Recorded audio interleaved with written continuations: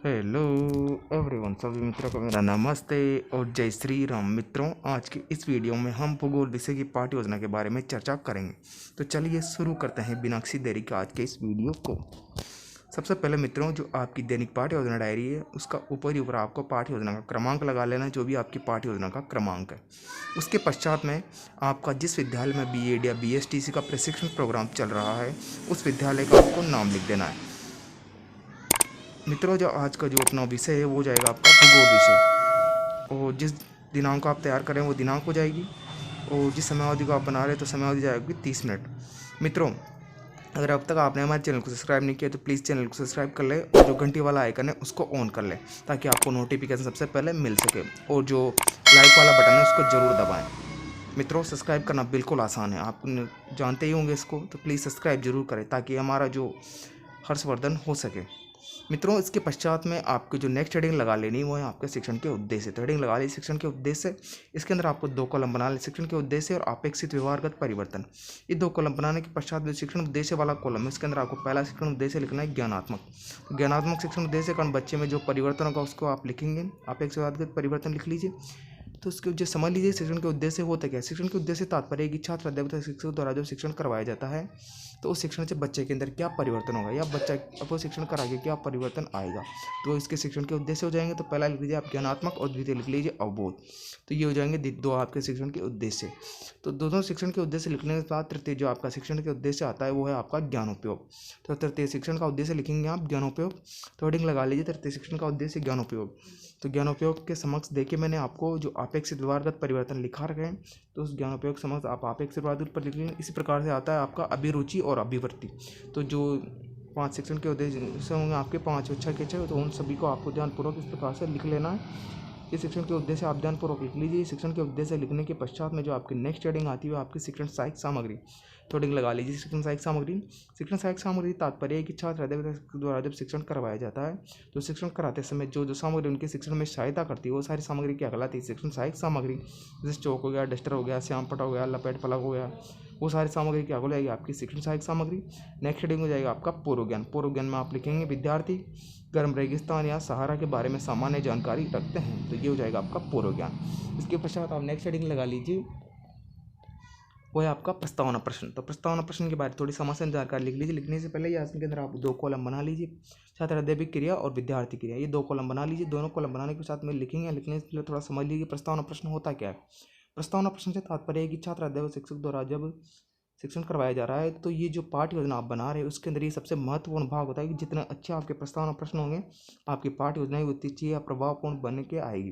कहने का मतलब है इसके अंदर आप के द्वारा बच्चों से प्रश्न किए जाते हैं और बच्चों द्वारा इनके उत्तर दे दिए जाते हैं। तो कम से कम आपको 4 प्रश्न करने हैं और अधिक से अधिकतम आपको 6 या 7 प्रश्न इसमें आप कर सकते हैं, लेकिन कम से कम आपको 4 प्रश्न इसमें करने ही करने हैं। तो इस प्रकार से आप इन प्रश्नों को लिख लीजिए और विद्यार्थी इनके उत्तर दे देंगे और अंत में आपको एक समस्यात्मक प्रश्न पूछना है।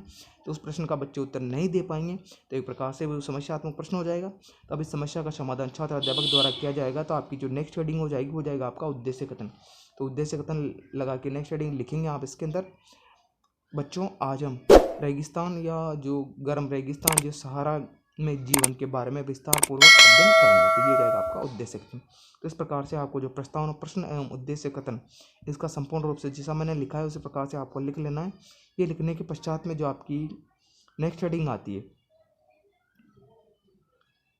वो है आपका प्रस्तुतिकरण। तो हेडिंग लगा लीजिए प्रस्तुतिकरण। इसके अंदर आपको शिक्षण बिंदु, छात्र अध्यापक क्रिया, विद्यार्थी क्रिया, विधि व श्याम पढ़ कार्य,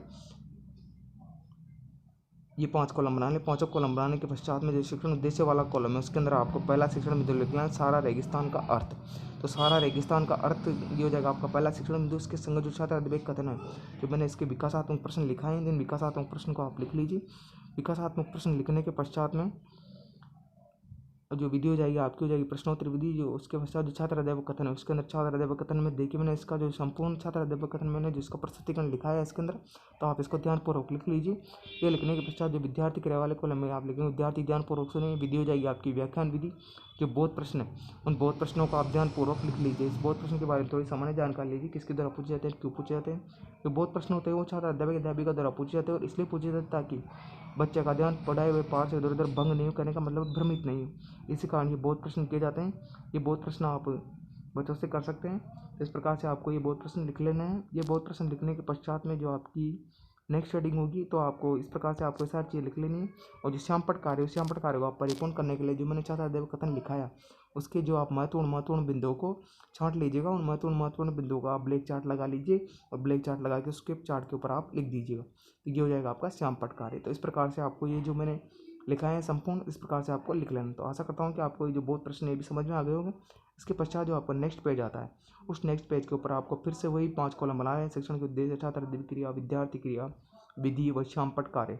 इस तरह से 5 कॉलम बना लें। 5 कॉलम बनाने के पश्चात में जो शिक्षण बिंदु वाला जो कॉलम है, शिक्षण बिंदु वाला जो कॉलम है उसके अंदर आपको द्वितीय शिक्षण बिंदु लिख लेना है, सहारा रेगिस्तान की जलवायु। तो ये हो जाएगा आपका द्वितीय शिक्षण बिंदु, सहारा रेगिस्तान की जलवायु। इसके संगत देखिए मैंने विकासात्मक प्रश्न आपको लिखा रखे हैं। तो इन विकासात्मक प्रश्न को आप ध्यानपूर्वक लिख लीजिएगा। और जो छात्र क्रिया है उसके अंदर आप लिख लीजिएगा। विधि हो जाएगी आपकी प्रश्नोत्तरी विधि। और जो छात्राध्यापक कथन है उस छात्राध्यापक कथन को मैंने देखिए ध्यानपूर्वक मैंने लिखाया है। तो इस छात्राध्यापक कथन को आप ध्यानपूर्वक लिख लीजिएगा। ये छात्राध्यापक कथन लिखने के पश्चात में जो विधि वाला विद्यार्थी क्रिया वाला कॉलम इसमें आप विधि के विद्यार्थी ध्यानपूर्वक सुनेंगे। और विधि हो जाएगी आपकी व्याख्यान विधि। और जो श्यामपट्ट कार्य है उस श्यामपट्ट कार्य को आप परिपूर्ण करने के लिए मैंने आपको पहले बता दिया है, जिसके महत्वपूर्ण बिंदुओं को आप छांट लीजिए। उन महत्वपूर्ण बिंदुओं को आप छांट के जो ब्लैक चार्ट लगा के इसके अंदर आप ध्यानपूर्वक लिख लीजिएगा। इसके पश्चात आते हैं आपकी नेक्स्ट हेडिंग में आपके बहुत प्रश्न। तो हेडिंग लगा लीजिए बहुत प्रश्न आप लिख लीजिए ध्यानपूर्वक। बहुत प्रश्न के बारे में मैंने पहले ही बता दिया बहुत प्रश्न किसके द्वारा पूछे जाते हैं और क्यों पूछे जाते हैं। फिर भी मैं एक बार बता देता हूँ, जो बहुत प्रश्न होते हैं वो छात्र अध्यापिका द्वारा पूछे जाते हैं और इसलिए पूछे जाते हैं ताकि बच्चे का पढ़ाए गए पाठ से या पढ़ाए गए शिक्षण बिंदु से इधर उधर भंग नहीं हो। इस प्रकार से ये बहुत प्रश्न हो जाएंगे मित्रों। इस प्रकार से आपको ये सारी चीज़ लिख लेनी है। ये सारी चीज़ लिखने के पश्चात में जो आपकी फिर से अगले पेज पर फिर वही 5 कॉलम बना लेने हैं। 5 कॉलम बना लीजिए आप फिर से वही शिक्षण बिंदु, छात्र अध्यापक क्रिया, विद्यार्थी क्रिया, विधि व श्यामपट्ट कार्य। ये 5 कॉलम बनाने के पश्चात में सहारा रेगिस्तान की वनस्पति एवं जीवन। तो ये हो जाएगा आपका शिक्षण बिंदु।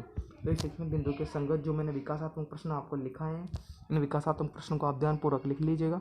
ये विकासात्मक प्रश्न लिखने के पश्चात जो छात्र अध्यापक कथन है, छात्र अध्यापक कथन देखिए मैंने लिखा है ये वाला, मैं आपको पढ़ के बता सकता हूँ लेकिन आप ध्यानपूर्वक ये लिख लीजिए। वही बताऊंगा जो उसमें लिखा हुआ है। जो विद्यार्थी क्रिया वाले कॉलम में आप लिखेंगे, विद्यार्थी ध्यानपूर्वक सुनेंगे। विधि हो जाएगी आपकी व्याख्यान विधि।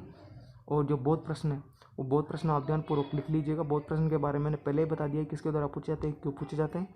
और जो श्यामपट्ट कार्य उस श्यामपट्ट कार्य को आप परिपूर्ण कर लीजिए। जो महत्वपूर्ण बिंदु उसको छांट लीजिए और आप उसको ब्लैक चार्ट लगा के इसके अंदर ध्यानपूर्वक लिख लीजिएगा। इसके पश्चात जो आपकी पाठ्य योजना है मित्रों वो यहीं पर समाप्त होती है, लेकिन उससे पहले आपको हेडिंग लगा लेनी है मूल्यांकन प्रश्न। तो हेडिंग लगा लीजिए मूल्यांकन प्रश्न। मूल्यांकन प्रश्न आप लिख लीजिएगा। जी ये मूल्यांकन प्रश्न नेक्स्ट पेज के अंदर आप हेडिंग लगा लीजिए मूल्यांकन प्रश्न। किसी भी प्रकार से तैयार कर सकते हैं। जो मूल्यांकन प्रश्न होते हैं छात्र अध्यापक द्वारा पूछे जाते हैं और इसलिए पूछे जाते हैं ताकि उसने जो पाठ बच्चों को पढ़ाया वो बच्चों ने सीखा है अथवा नहीं सीखा है, कितना सीखा है, इस बात की जानकारी प्रतिपुष्टि या फीडबैक लेने के लिए छात्र अध्यापक द्वारा ये मूल्यांकन प्रश्न किए जा सकते हैं। तो जो आपको जो मूल्यांकन प्रश्न है वो किसी भी प्रकार से आप तैयार कर सकते हैं। जैसे लघुतरात्मक, अति लघुतरात्मक, निबंधात्मक, किसी भी प्रकार के प्रश्न आप बना सकते हैं। जरूरी नहीं जैसे मैंने प्रश्न बनाए उसी प्रकार से आप भी प्रश्न बनाएं। तो इस प्रकार से आपको सारे प्रश्न ले लें। इसके पश्चात आपके नेक्स्ट हो जाएंगे गृह कार्य। तो बच्चों को आप गृह कार्य दीजिए, बच्चों को ऐसा गृह कार्य दीजिए ताकि बच्चे घर पे जाके आसानी से उसको गृह कार्य को कर सकें मित्रों। इस